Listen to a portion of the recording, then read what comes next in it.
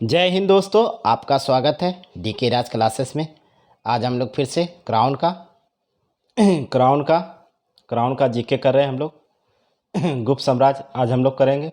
आइए मेरे चैनल को लाइक करें, शेयर करें, सब्सक्राइब करें, ज़्यादा से ज़्यादा लोगों तक फैलाएं। ऐसे ही कंटेंट आपके लिए लाते रहेंगे। और सब्सक्राइब कर ले और बेल आइकन को प्रेस कर ले ताकि आपके पास नोटिफिकेशन जाते रहे जो भी हम डालेंगे। बिहार एसआई के लिए बहुत बेस्ट है। बिहार एसआई जो पीटी होगा 2213 पोस्ट के लिए बहुत ही बेस्ट है। यहाँ से डायरेक्ट क्वेश्चन आता है। ठीक है, हम शुरू करते हैं। मेरे चैनल को लाइक कर दिएगा। मौर्य काल के पतनोपरांत दीर्घ काल तक भारतवर्ष में एक शासन के अंतर्गत नहीं आ सका।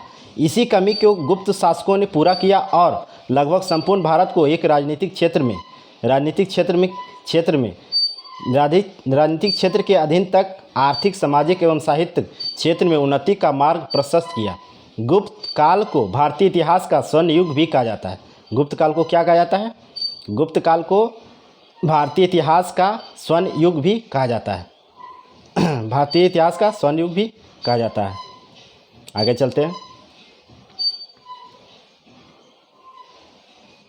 चलते हैं। स्वर्ण युग कहा जाता है। प्रभावती गुप्तों की पूर्ण ताम्र लिपि लेख में श्रीगुप्त को आदित्य राज कहा गया है। गुप्त वंशावली का स्रोत समुद्रगुप्त के प्रशस्ति से अभिलेख से, कुमारगुप्त के विशाला स्तंभ लेख से, स्कंदगुप्त के भीतरी स्तंभ लेख से पूछा जाता है सब क्वेश्चन। गुप्त शासक 240 से 280 ईस्वी तक। गुप्त वंश के संस्थापक कौन थे? श्रीगुप्त। घटोत्कच 280 से 319 या गुप्त का पुत्र उत्तराधिकारी चंद्रगुप्त मौर्य प्रथम 319 से 334। चंद्रगुप्त प्रथम गुप्त वंश का पहला राजा था। पहला राजा, वास्तविक राजा इन्हीं कहा जाता है। आगे चलते हैं।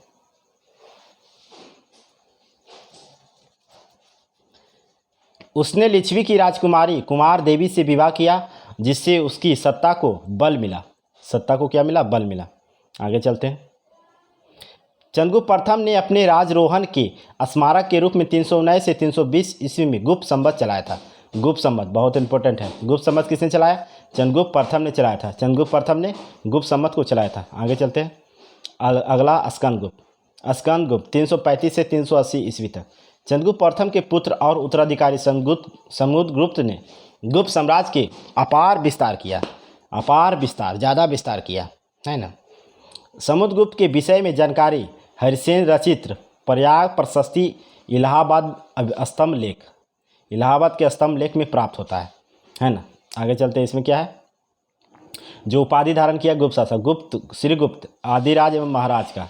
घटोत्कच किसका उपाधि किया था? महाराज का। चंद्रगुप्त प्रथम किसका किया था? महाराजाधिराज का। समुद्रगुप्त किसका किया था? प्रकर्मक। चंद्रगुप्त द्वितीय विक्रमादित्य।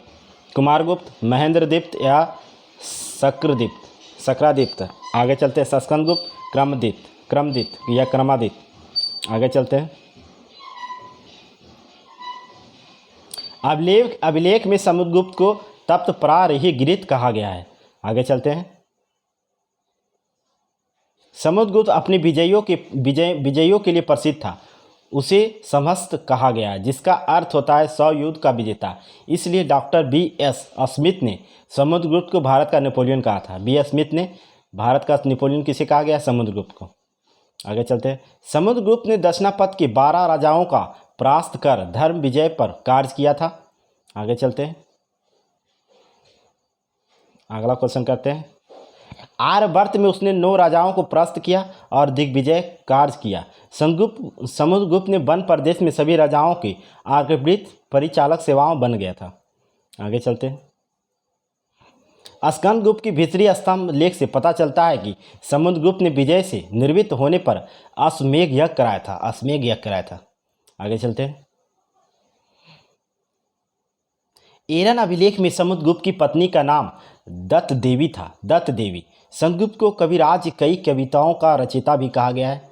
आगे चलते हैं। समुद्रगुप्त को कई सिक्के पर बीना बदन करते हुए दर्शाया गया है। श्रीलंका के राजा महेंद्र वर्मन ने समुद्रगुप्त से गया में बौद्ध मंदिर बनाने की अनुमति मांगने के लिए एक दूत भेजा था और अनुमति प्राप्त की थी बौद्ध गया में। उसने उसके काल में 6 प्रकार के स्वर्ण मुद्रा थी: गरुड़, अश्वमेघ, धुंधर, व्यासहस्त, परशु और बिनासारन। समुद्रगुप्त ने अश्वमेघ प्रकर्मक की उपाधि भी धारण की थी। आगे चलते, रामगुप्त उसका पुत्र था। समुद्रगुप्त की मृत्यु के बाद रामगुप्त शासक बने, जो एक कमजोर राजा था। विशाखदत्त कृत देवीचंद गुप्तम के अनुसार रामगुप्त शकों के साथ युद्ध में बुरी तरह से पराजित हुआ था। शक राजा उसकी पत्नी ध्रुव देवी को प्राप्त करना चाहता था। रामगुप्त ने अपनी पत्नी को शक शासकों के देने का फैसला किया, लेकिन चंद्रगुप्त विक्रमादित्य, रामगुप्त का छोटा भाई था, को यह बात पसंद नहीं आया और उसने स्त्री वेश धारण करके शक राजा को वध कर दिया। बाद में उसने रामगुप्त को भी हत्या कर डाली और गुप्त वंश की गद्दी पर बैठा। आगे चलते हैं। राजशेखर की काव्य मीमांसा में भी इस घटना का उल्लेख मिलता है। आगे चलते हैं। चंद्रद्वितीय विक्रमादित्य बहुत प्रसिद्ध शासक था। चंद्रद्वितीय विक्रमादित्य 380 से 412 ईस्वी तक। चंद्रद्वितीय समुद्रगुप्त एवं देवदत्त देवी का पुत्र था। उसके शासनकाल में गुप्त साम्राज्य अपने उत्कर्ष पर पहुंच गया था, है ना, उसके उत्कर्ष पर पहुंच गया था। उसने सांची के अभिलेख को देवराज एवं प्रवरसेन से अभिलेख में देवगुप्त कहा गया है। महरौली स्तंभ लेख में राजा चंद्र के वर्णन है, जिसकी पहचान चंद्रगुप्त मौर्य से की गई है। आगे चलते हैं। उसने वैवाहिक संबंध में विजय दोनों के सहारे अपने साम्राज्य की सीमा बढ़ाई। उसने अपनी पुत्री प्रभावती का विवाह वकाटक शासक रुद्रसेन द्वितीय से कराया। उसके मरने के बाद उसका नरबलिक पुत्र उसका उत्तराधिकारी बना। आगे चलते हैं।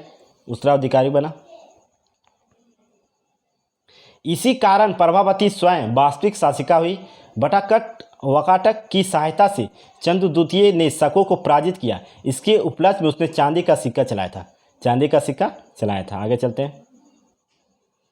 इस विजय के बाद उसने सकारी कहा गया और उसने विक्रमादित्य की उपाधि धारण की। चंद्रद्वितीय का उदयगिरी अभिलेख के अनुसार उसका उद्देश्य संपूर्ण पृथ्वी पर जीतना था। संपूर्ण पृथ्वी पर क्या था? जीतना था, है ना। उसकी राजधानी पाटलिपुत्रा थी। चंद्रद्वितीय की राजधानी कहाँ थी? पाटलिपुत्रा। उसने उज्जैन की दूसरी राजधानी स्थापित किया, जो कालिदास एवं अमर सिंह जैसे विद्वान भी बुबुई थे। इन्हीं के दरबार में रहते थे कालिदास और अमर सिंह। अमर कोश लिखे हैं और मालक बिलाग्नि कालिदास लिखे हैं। आगे चलते हैं। चंद्रद्वितीय वैष्णव था और उसने परम भागवत की उपाधि भी धारण किया था। चंद्रद्वितीय के समय ही चीनी बौद्ध यात्री फहियान 309 से 1414 ईस्वी तक भारत आया था। आगे चलते हैं।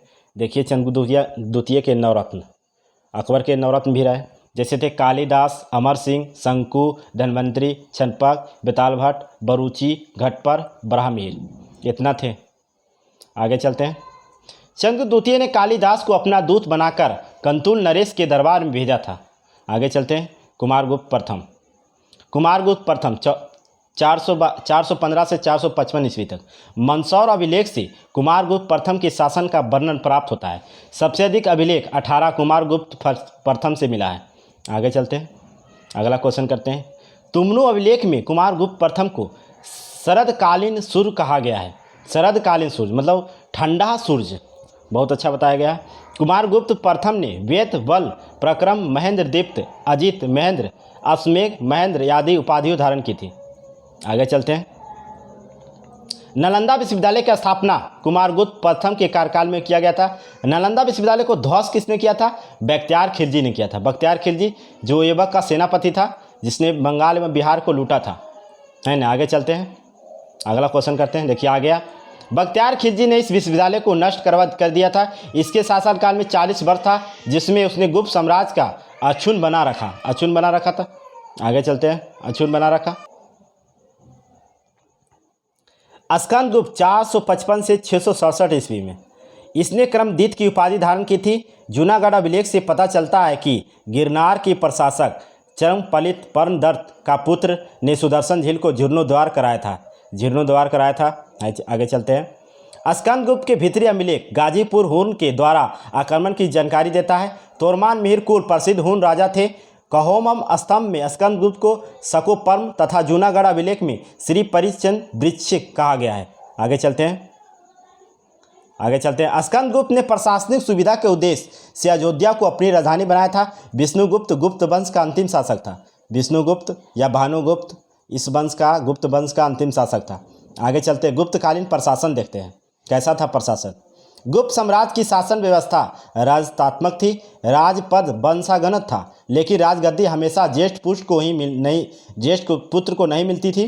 गुप्त साम्राज्य की राजधानी पाटलिपुत्रा थी। आगे चलते, जो पटना वर्तमान में है। गुप्त राजाओं ने प्रांतीय एवं स्थानीय शासन की पद्धति चलाई।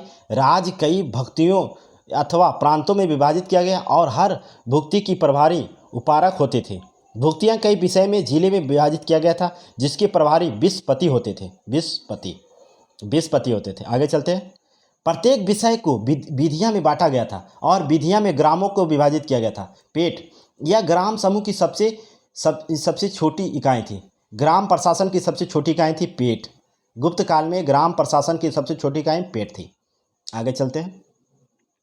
ग्राम के प्रशासन ग्राम सभा द्वारा संचालित होता था, जिसका मुखिया ग्रामीण कहलाता था। अन्य इसका सदस्य महथर कहलाते थे। अन्य कौन कहलाते थे? महथर। आगे चलते हैं, अगला क्वेश्चन करते हैं। ग्राम सभा को पंच मंडली एवं ग्राम जनपद कहा गया। गोप्ता या देश का प्रशासक था, जो सम्राट द्वारा सीधे नियुक्त किया जाता था। आगे चलते हैं। समुद्रगुप्त के पदाधिकारी। संधि बृहद, संधि या युद्ध की मंत्री। गुप्त साम्राज्य का सबसे अधिक बड़े अधिकारी कौन कराते थे? कुमारामत्त। आगे चलते हैं। राजकीय भोजनालय का अध्यक्ष कौन होता था? खंडपातिका। न्यायाधीश कौन होते थे? महादंड नायक। भूमि वसूलने वाले कर मुख्य अधिकारी को धुर्वाधिकरण कहा जाता था। आगे चलते हैं। प्रांत के राज्यपाल कौन थे? उपायुक्त। प्रशासनिक अधिकारी कुमारमत्त। पुलिस विभाग के प्रधान दंडीपाल। मुख्य न्यायाधीश कौन थे? महादंडक। सैन्य कोष अधिकारी कौन थे? बहादुर। आगे चलते हैं। सैन्य संगठन कैसा था? यहाँ का सैन्य अध्यक्ष होता था सम्राट। सम्राट का वृद्ध होने पर सेना का अध्यक्ष युवराज होता था, वृद्ध होने पर, बूढ़ा होने पर। आगे चलते हैं।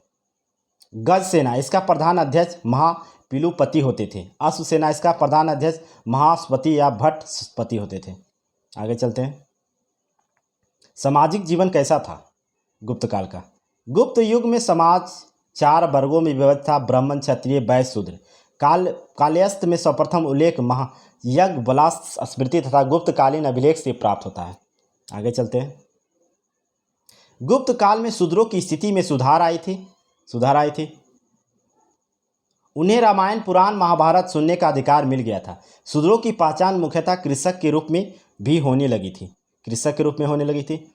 आगे चलते हैं। सामाजिक में छुआछूत प्रचलित था। स्त्री की दशा में थोड़ी गिरावट आई थी। निचले 2 वर्ण स्त्री के जीवन निर्वाह करने के लिए अर्जन करने की स्वतंत्रता मिली थी, जो ऊपरी 2 वर्णों के लिए स्त्री को प्राप्त नहीं था। एक विवाह प्रथा नहीं था। गुप्त शासक बहु विवाह करते थे। चंद्रगुप्त तथा कुमारगुप्त ने अनेक पत्नियों का उल्लेख मिलता है। आगे चलते हैं। समाज में सती प्रथा भी प्रचलित थी। सेनानी गोपराज की पत्नी उसके साथ चिता पर जल गई थी। इसके उल्लेख भानुगुप्त के एरन अभिलेख से मिलता है। बहुत इंपॉर्टेंट क्वेश्चन है। आगे चलते हैं। स्मृतिकार काव्यान के अनुसार स्त्री अपने स्त्री धन के साथ अपनी आचल संपत्ति को भी बेच सकती है। समाज में वैश्यावृत्ति के अस्तित्व था। वैश्यावृत्ति को गणिका कहा गया है। गुप्त काल में गणिका कहा गया। धार्मिक जीवन कैसा था वहाँ का? गुप्त काल में बौद्ध धर्म के राजस्व मिलने के समाप्त हो गया था तथा भागवत धर्म केंद्र बिंदु बन गया था। गुप्त शासक वैष्णव धर्मावलंबी थे। वैष्णव धर्म को मानते थे। गुप्त वंश के धर्म को मानते थे, वैष्णव धर्म। आगे चलते हैं। इस काल में त्रिमूर्ति अथवा ब्रह्मा सृजन करने वाली, विष्णु को पालन करने वाला देवता कहा गया। गुप्त काल में मूर्ति पूजा ब्रह्म धर्म पर होता था। आगे चलते हैं। समुद्रगुप्त एवं चंद्रगुप्त पर द्वितीय ने सिक्के पर विष्णु के वाहन गरुड़ की चित्रण पाया जाता है, जो कि गुप्त वंश का राजकीय चिन्ह था। गुप्त वंश का राजकीय चिन्ह क्या था? गरुड़। आगे चलते हैं। देवगढ़ झांसी, यहाँ का दशावतार मंदिर गुप्त वंश का वैष्णव धर्म से संबंधित सबसे प्रसिद्ध महत्वपूर्ण अवशेष है। यह मंदिर पांचयान शैली में बना था। कौन शैली में बना था? पांचयान शैली में। गदाधर अभिलेख में विष्णु को मधुसूदन कहा गया है। मधुसूदन कहा गया है। हरिहर के रूप में शिव को विष्णु के साथ दर्शाया गया है, जो वैष्णव में शैव के सम्मेलन प्रमाण था। गुप्त युग में मथुरा में बलबी में जैन सभा का आयोजन किया गया था। आगे चलते इसका आर्थिक जीवन कैसा था गुप्त काल का। गुप्त मुद्राओं में अभिलेख तंत्रात्मक आर्थिक समृद्धि को दर्शाया जाता है। कृषि मूलक अर्थव्यवस्था, व्यापार, विकसित उद्योग धंधे गुप्त काल का समृद्ध कारण था। आगे चलते हैं। आय का प्रमुख स्रोत भू राजस्व होता था, जो 1/4 से 1/6 तक लिया जाता था। गुप्तकालीन शब्दावली। राजा को भूमि उत्पादन से प्राप्त होने वाले हिस्सा को भाग कहा गया है। राजा को उपहार में स्वरूप मिलने वाला भूमि को भोग कहा गया है। आगे चलते हैं। अस्थायी कष्टकार को उदरंग कहा गया। अस्थायी कृषककार को उपारी कर कहा गया। द्रव्य रूप में लिए जाने वाले कर को हिरण्य कहा गया। निःशुल्क या बेगार श्रम को वृष्टि कहा गया है। स्वर्ण मुद्रा को दिनार कहा गया है। स्वर्ण मुद्रा को दिनार कहा गया। मंदिर व ब्राह्मण में दान दी जाने वाली भूमि को अग्रहार कहा गया है। अग्रहार। आगे चलते हैं। भूमि संग्रहण करने वाली पदाधिकारी ध्रुवाकरण या ध्रुवीकरण कहलाता था। व्यापारिक कारवा का नेतृत्व करने वाले व्यक्ति को सातवाह कहा गया है। क्या कहा गया है? सातवाह। सातवाह। आगे चलते हैं। इस काल में व्यापारी तथा शिल्पियों के 4 संगठन थे: निगम, पुग, गण, श्रेणी। आगे चलते हैं। श्रेणी के प्रधान ज्येष्ठ कहलाता था। सिंचाई के लिए राहत या घंट यंत्र का प्रयोग होता था। घंट यंत्र का प्रयोग होता था। आगे चलते हैं। भूमि संबंधी विवाद निपटाने वाले अधिकारी को न्यायाधिकरण कहा गया है। कर्णिक या महापटलिक नामक पदाधिकारी भूमि अभिलेख को सुरक्षित रखने का कार्य करते थे। आगे चलते हैं। यहाँ बंदरगाह था। कौन कौन बंदरगाह था? पूर्वी भारत में ताम्रलिप्ति एवं घंटशाला था। पश्चिमी भारत में मुगु, कच्छ, भड़ौच और सपोरा कल्याण। इस समय उज्जैन व्यापार केंद्र प्रमुख केंद्र था। गुप्त काल का व्यापार केंद्र उज्जैन था। आगे चलते हैं। गुप्त काल में आर्यभट्ट प्रसिद्ध गणितज्ञ थे। अपनी पुस्तक आर्यभट्टीय में उन्होंने पृथ्वी के गोल बताया, इसकी परिधि सही अनुमान लगाए थे। आगे चलते हैं। 10 गतिकी सूत्र एवं अष्टातक शतक में आर्यभट्ट का अन्य रचना है। आर्यभट्ट ने आर्यभट्टीय में दशमलव प्रणाली का वर्णन किया था, जो अभी लागू है दशमलव प्रणाली। ब्रह्ममिहिर ने अपने ग्रंथ 5 सिद्धांतक में 5 प्राचीन सिद्धांत पौतमा, रोमक, पौलिस, विशिष्ट तथा सूच के निरूपित किया गया है। आगे चलते हैं। ब्रह्मगुप्त जो प्रसिद्ध गणितज्ञ था, इन्होंने ब्रह्म सिद्धांत की रचना की थी। सुश्रुत ने आयुर्वेदिक चिकित्सा के क्षेत्र में महत्वपूर्ण अनुसंधान किए थे। आगे चलते हैं। धन्वंतरी जिन्हें भारतीय आयुर्वेद का पिता कहा जाता है, चंद्र मौर्य के दरबार में रहने वाले चिकित्सक भी थे। आगे चलते हैं। भास्कर कौन थे? बताइए तो। भास्कर कौन थे?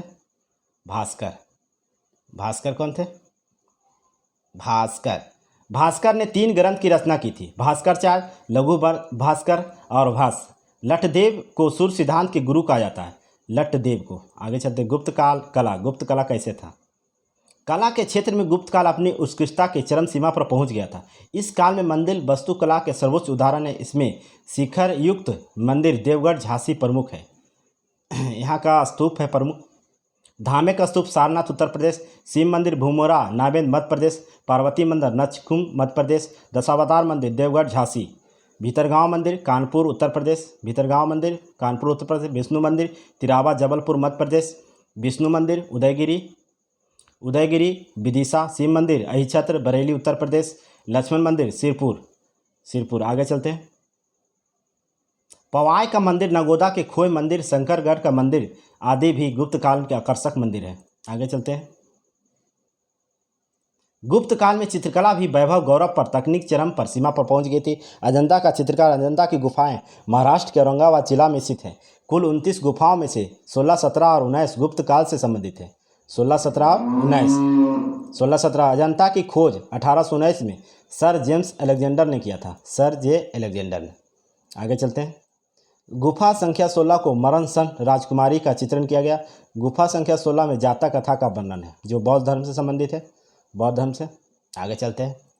उल्लेख, इसमें बौद्ध का यशोधरा से भिक्षा मांगते हुए यशोधरा द्वारा राहुल को बुद्ध की सौंपते हुए दिखाया गया है। इस गुफा में सीहल के राजकुमार भी चित्रण किया गया है। सीहल के राजकुमार है ना। इस चित्र का चित्रशाला भी कहा जाता है। अजंता की गुफा चित्र बौद्ध की महान शाखा से संबंधित है। बौद्ध की किससे संबंधित है? महान शाखा से।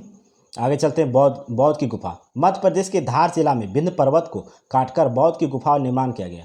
बौद्ध की गाथा धर्म निरपेक्ष मौलिक लैंगिक है। आगे चलते हैं। गुप्तकालीन साहित्य। गुप्त काल में संस्कृत साहित्य का स्वर्ण युग है। कालिदास जो चंद्रगुप्त के दरबार में थे, संस्कृत भाषा के सबसे प्रसिद्ध कवि हुए। इन्होंने भारत को शेक्सपियर कहा। यशपाल स्मृति, कात्यायन स्मृति, बृहस्पति स्मृति और पराशर स्मृति की रचना गुप्त काल में हुई। सबके कहाँ हुआ? गुप्त काल में। आगे चलते हैं। वीरसेन उदयगिरी गुहा अभिलेख का रचनाकार था। मंदसौर प्रशस्ति की रचना भाष्ट भट्टी ने किया था। आगे चलते हैं। प्रमुख रचना देखते हैं।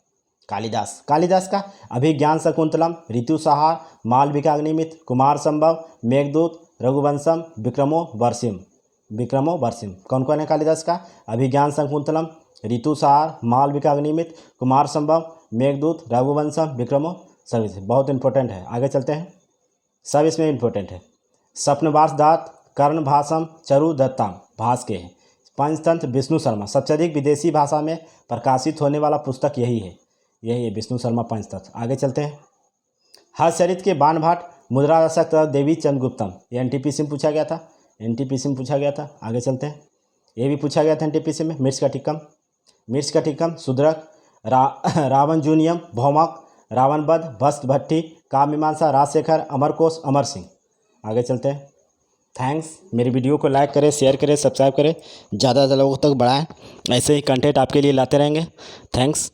मेरी वीडियो को लाइक करें, शेयर करें, बेल आइकन को प्रेस कर लें। पूरा बिहार एसआई के लिए इंपॉर्टेंट बुक है। यहाँ से डायरेक्ट क्वेश्चन आता है यहाँ से। मेरे चैनल को लाइक करें, शेयर करें, सब्सक्राइब करें, ज़्यादा लोगों तक फैलाएं। ऐसे ही कंटेंट आपके लिए लाते रहेंगे। थैंक्स।